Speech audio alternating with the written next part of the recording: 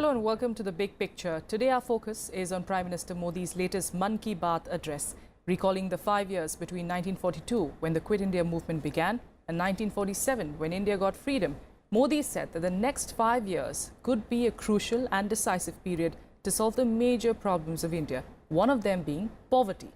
A country where a quarter of the population is below the poverty line and a large population lives in rural India, can we really meet the target of eradicating poverty in the next 5 years? And what are the steps needed to achieve this goal? Joining us today on the panel, we've got an esteemed panel. We've got S.K. Jindal, who's the chairman at Assocham Investment and Capital Markets. We've got Dr. Praveen Jha, professor at the Center for Economic Studies and Planning at JNU, and also editorial director at Business Standard, A.K. Bhattacharya, joining us as well. And also we've got Mr. Ajay Dua, who's joining us on the phone line, former secretary at Ministry of Commerce and Industry, joining us on the phone line. Thank you so much, gentlemen, for joining me here. Starting with you, Mr. Jindal, 1947, since that's the time that the Prime Minister is chosen, at that time, poverty was a huge challenge that India was facing. 70 years down the line, yes, we have made huge progress as far as poverty is concerned. We've come down rapidly, but it's still far from satisfactory. So this poverty quit India movement, is this realistic? It is realistic and it is very necessary also at this moment when we are doing better than before. So our focus should be on that also now. More so because we are seeing things changing now for betterment. So if we deliberate, if we make nice policies about this, if we are able to increase the efficiency of our systems, if we are able to create jobs, etc., what all is needed to alleviate poverty. We should focus on that, and once we start focusing on that, we are able to achieve it. GST was looking impossible 6 months before. People were thinking that it will never see the light of the day, but it saw. And 1 month hence we see it has rolled out quite smoothly. Similarly, if we focus on poverty now, it's a very good idea, and I welcome this step from Prime Minister, and we need to deliberate and make such policies which help us to alleviate it. When you're talking about policies, policies have been there in India for the past many years. Successive governments have obviously looked at poverty as a challenge. Maybe not, you did have Garibi Hatao at some point in the 1971-72 as well. So as far as policies are concerned, as far as government attention to poverty is concerned, that of course has always been a challenge for successive governments. What changes this time around? What do we see happening this time around? Now this time we have to have these policies reviewed in the present context and what can be done in today's context and to implement them. We are seeing other things being implemented. Earlier these policies were there, they were not being implemented, or there was not that strong will to implement them so well. But now I presume that this is a right atmosphere and we should be doing it. The atmosphere is totally different than before. Okay. So now I think it is the right time to implement these policies after reviewing them, of course, and make them more good for the current environment. In today's environment, what needs to be done? Lot of things can be done because of the technology upgrades, etc., digitalization, other things also. So we should relook and implement them. All right, but that could have a trickle-down effect as well. We'll come to that in a bit. But Mr. Dua, if I could come to you, we're talking about policies, we're talking about how government, this is perhaps the right time, for announcing such a resolve. That is, of course, the word that he used, the resolve. This is the year of resolve. This is the year that we say that 5 years down the line, we will try our best to eradicate poverty, and of course several other challenges as well that the Prime Minister pointed out. When we talk about policies, we of course mentioned Garibi Hatao. How is it that the government can make sure that it doesn't just remain a slogan, it doesn't just remain a speech or an address, and actually gets trickled down onto the ground? We actually see something working on that front. I think a very relevant question you are asking, because as you were talking to the previous speaker, panelists, we have always had this as an objective: Garibi Hatao, eliminate poverty, reduce poverty, if not eliminate altogether, etc. how is the present context different? If I could just delve on that a little bit, I think the fact that this government has been able to roll out the GST fairly well, and the kind of criticism which was being made of it earlier, or the apprehensions which were there, those have probably not really materialized, luckily. So there is a degree of buoyancy or confidence in the government that they can undertake major reforms as well. And second, this GST had to be rolled out entirely with the support of the states. So the states, for one, are on board with a major economic issue. They weren't probably, or they were not required to be when demonetization was undertaken a few months ago. So this has added to the government's confidence that now the center and the states are on board on the same plank, and we should be able to do something much more than has been achieved in the past.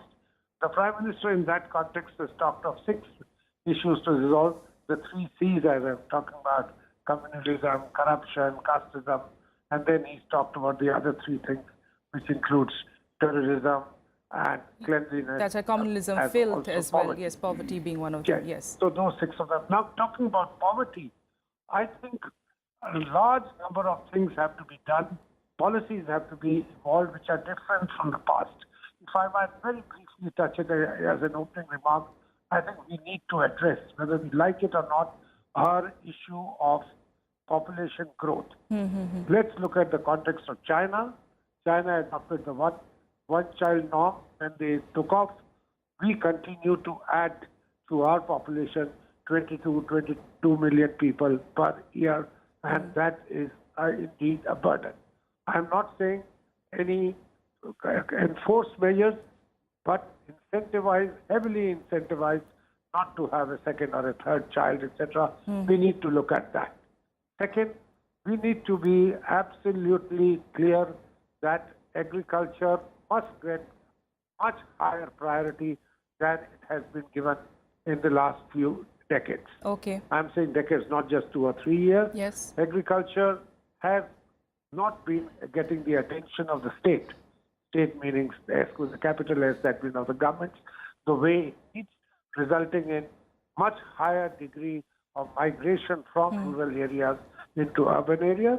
And the third one, we need to involve an ecosystem around incentivizing and making sure that manufacturing and services become more labor intensive than they have hitherto been. I would like to see the policies happening around these 2 or 3 broad parameters as we go along. All right. Some important points there. One, of course, being population, because we always talk, Dr. Jha, about how the markets, if the economy grows, then perhaps, that will alleviate, or in fact, that will bring down poverty rate. We are, of course, talking about policies, and we talk about it in detail. But population control, that in itself also contributes largely, of course, to how this functions. But talking about the policies, what are the policies that the government has as far as anti-poverty policies go? Is there anything that the government has brought out, or even ones that are continuing? Are they actually reaping any benefits on the ground? Right. Now, let me first start with this whole issue of conceptualizing poverty and its incidence. Now, it's a highly controversial subject, even in terms of the narrow ways by which the government has decided to measure poverty or the incidence of poverty. You have estimates produced by, let's say, the Saxena Committee report or the Rangarajan Committee report, which tell you it's not the quarter of the population, but half the population of the country which is below poverty, etc. That's right. In fact, when I was looking at different surveys, you have different numbers that actually come. So that itself is something which is a very, very controversial area. I don't think we have the time to get into the nuanced discussion on, what the debates are and what the controversies are. But let us acknowledge that it is something which is a huge problem. In 1947, our population was 347 million. As per the official count of the poor, in 1990, we had 348 million poor. Right? In reality, possibly it was 500 million, 700 million. We don't quite know. So that's the first point. Yes.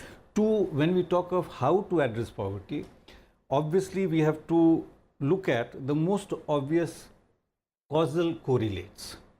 Now, employment is one of the obvious correlates. If you do not have a situation where decent employment or even some kind of employment is growing, then there is a serious problem, right?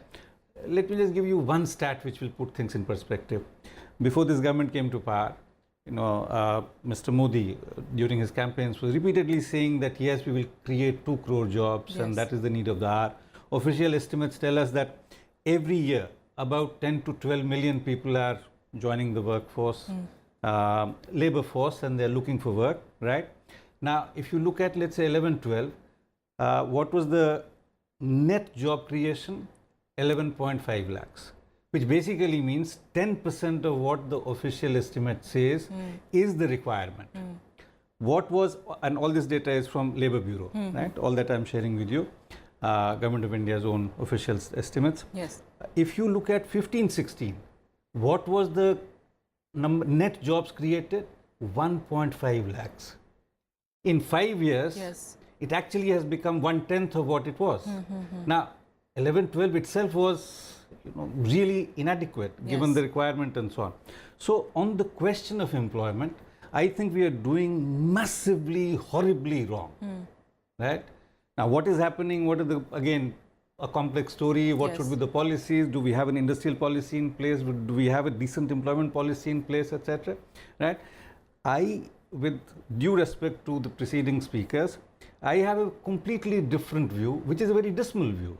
Dismal view that we are not creating employment, even the lowest kinds of employment. Forget about decent work, right? You know what's happening in the IT sector, and all kinds of problems which are coming up there, etc. So that's one.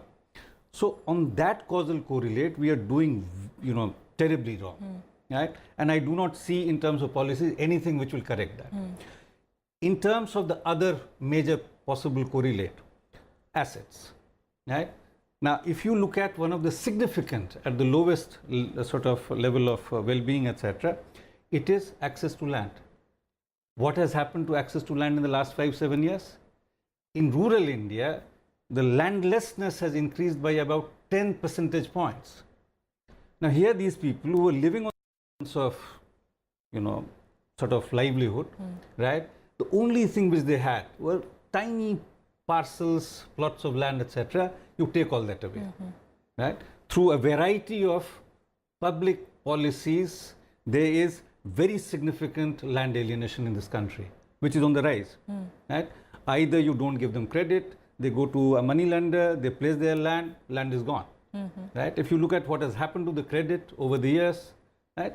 If you look at what was happening to rural development, look at 1980s. 80s was an excellent decade, relatively speaking, compared to any other decade in terms of all these policies, etc. Okay. So government can, of course, always have some kind of public employment program, which is, of course, something which does provide a succor. But that cannot be a permanent solution.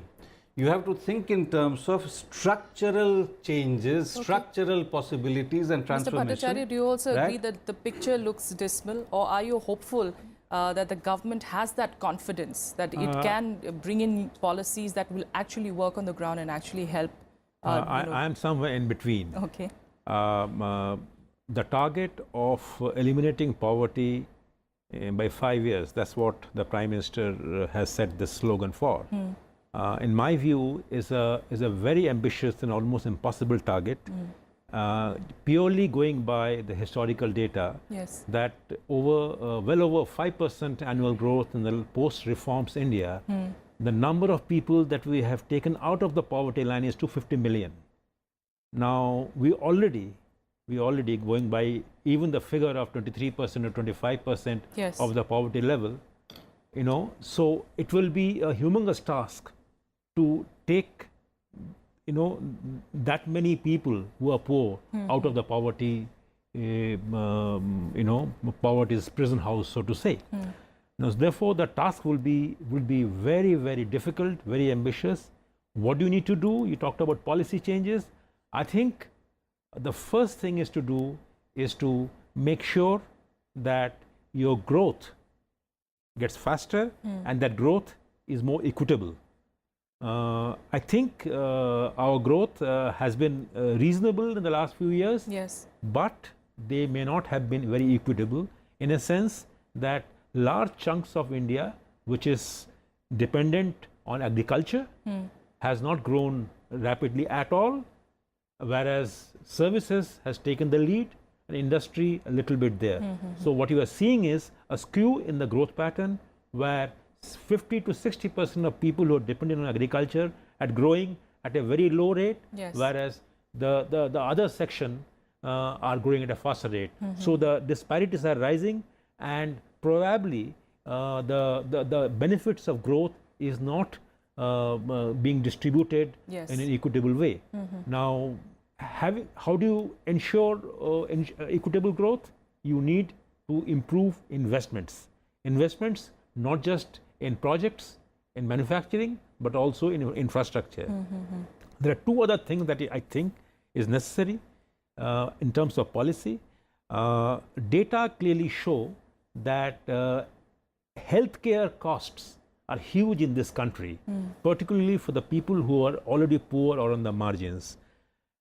Almost 2/3 of people who are above the poverty line actually slip below the poverty line after facing one healthcare emergency in this country. Okay. So therefore, it is very important by way of policy to make sure that people who are taken out of poverty do not slip back into poverty, that you create a situation where healthcare facilities are there for people all and sundry, not necessarily and not, I don't think, not by privatizing, but by creating enough state capacity Yes. to provide healthcare.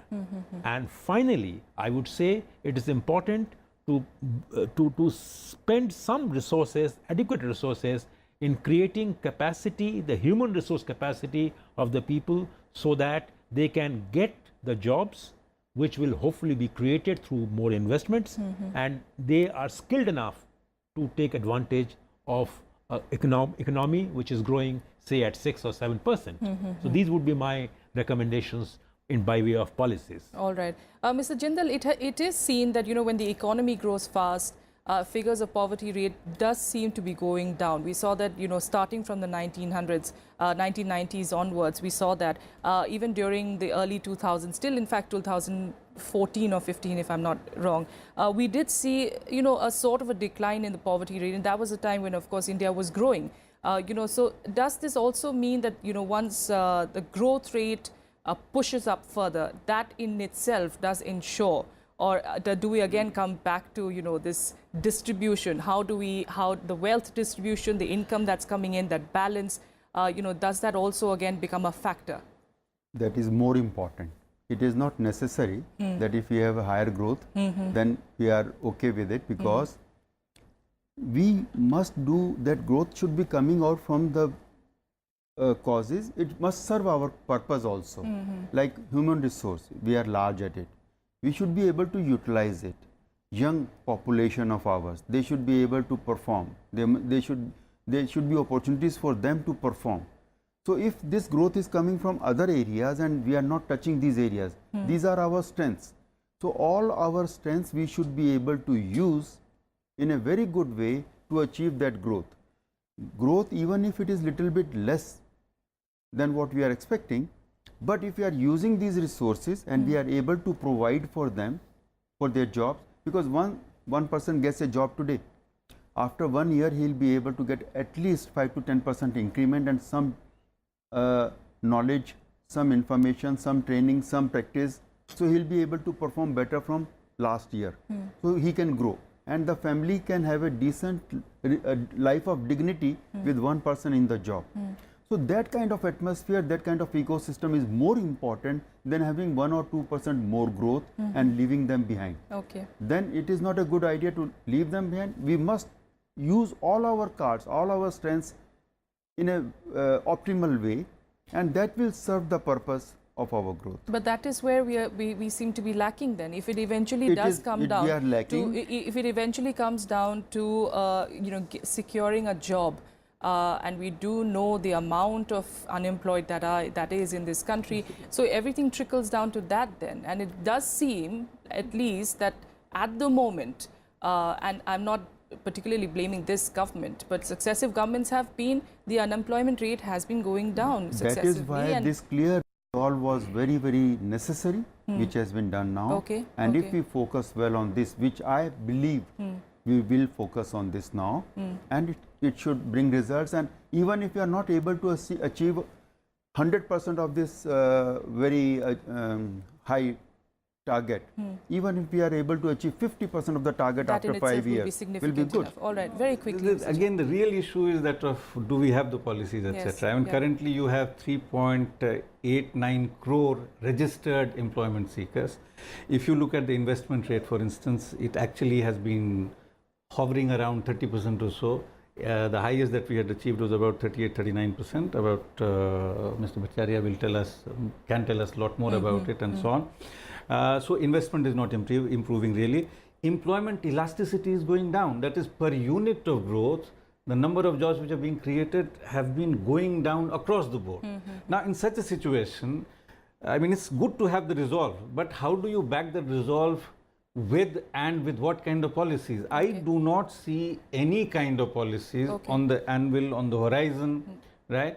And going by the experience of last 3 years, as I said, I am particularly very, very pessimistic. Okay. Right? I mean, I gave you the numbers, job numbers. Absolutely. It's frightening. Yes. Yeah. You know what Dr. Jha says is bang on the head, because we have not done, actually not just this government, in the past many governments have completely ignored the need for the agriculture sector, which still accounts for the largest number of people in terms of jobs. Workforce, so unless you ensure that our agriculture becomes more productive, can ensure higher growth, and therefore better incomes for the 60% of people who are dependent on agriculture, I don't think the challenge of poverty elimination in the next 5 years will be easy to achieve. All right, all right. Mr. Dua also continues to be with us on the phone line. Mr. Dua, yes, we are, of course, touching upon some very crucial points here. You did agree that policies and, implementing them were crucial. Just looking ahead, some other, perhaps some other opinions, of course, is we did have in the economic survey, Mr. Jaitley, of course, talking about the universal basic income. That's a plan, of course. It was just a plan. It was just a, the discussions were on. But anything on that front that we'll be seeing in the near future? I'm not sure, except on a pilot basis. We might see a couple of districts in the country, or a district each in every state, being taken up on an experimental basis on how does this universal basic income scheme work. The genesis of the scheme, as you know, is that we are subsidizing a whole lot of schemes, call them welfare schemes or otherwise, which could perhaps be withdrawn, and instead we give a basic, the money which you save from them, you use those for transferring to the bank account of a beneficiary. It may be, some economists have recommended. But there are big challenges of doing that. There are big challenges, there are risks as well, isn't it? Yes, and indeed. That is why I'm saying in a country with 1.3 billion population, we may not be able to implement it across the board for everybody, as has been recommended by economists. Some economists, as I was saying, people like Vijay Joshi have talked of not just for the poor, but for everybody, saying stop all the subsidy schemes and run it for everybody. I'm saying that may not be possible, but I do think that on a pilot basis, we might see such a scheme coming into force maybe next year or so.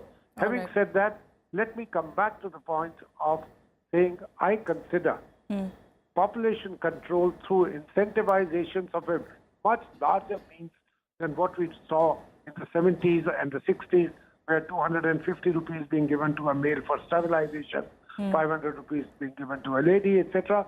Those are peanuts. Those are not going to work, and those, if they have to have effect, would need force, which is against the grain of what I'm advocating. You need to make it worth the while. Say that government saves so many lakhs of rupees if one child birth is delayed or it's avoided. We have to look at that cost benefit of it and work out on how do we ensure that there is slowing down of population growth, particularly in the rural areas of the country. Number one. Number two is productivity of land. something which you cannot increase, Yes. and which as many people as possible should continue to remain in the rural areas. Productivity of land, how do we increase? Government has so far, through all the irrigation schemes which center and the states have implemented, not touched, gone beyond 35% of the 35% of the arable land. 65% of the land in the country continues to be dependent upon monsoon for production. We need to address that issue much more through public expenditure than private expenditure. All right, which all right. very Some good often we points there, talk Mr. about. Dua. Yes, very quickly, Mr. Bhattacharya, if I could come to you. Also, there was this mission Antyodaya that was announced in the budget, but you know, as far as we're concerned, we don't seem to know what it entails and how Well, is it going to go forward. it provides for allocation of resources, but we haven't yet got a sense of what has been the outcome of that. It's a scheme with good intentions. Yes. But delivery is a big challenge. As I said, that this Antyodaya is also aimed at the rural India, rural sector of the Indian economy, and it is important that for targeting poverty, in my view, the real focus has to be on how to de-stress agriculture. Yes. How do you reform agriculture, and how do you make sure that the people dependent on agriculture actually have a better way of living and better way of earning their livelihood. All right, we'll have to leave it there. Thank you so much for joining me here. And thank you so much, Mr. Dua, for joining us as well. Couldn't join us, of course, in the studio here. Thank you so much, though, anyway, for joining us on the Big Picture. So we've made some crucial points here. One, of course, policies. Government needs to work, continue to work on it, make sure it does get implemented on the ground, affects those that really need them. One, of course, that has been stressed definitely is on agriculture. That's a sector we need to focus definitely much more upon. And also population control. That's one way to also look at how to actually, get that figure right and eventually make it work on the ground. Thank you so much for joining us here. And thank you, viewers, for joining us here on The Big Picture as well. We'll be back again tomorrow with another topic. That's it for the moment.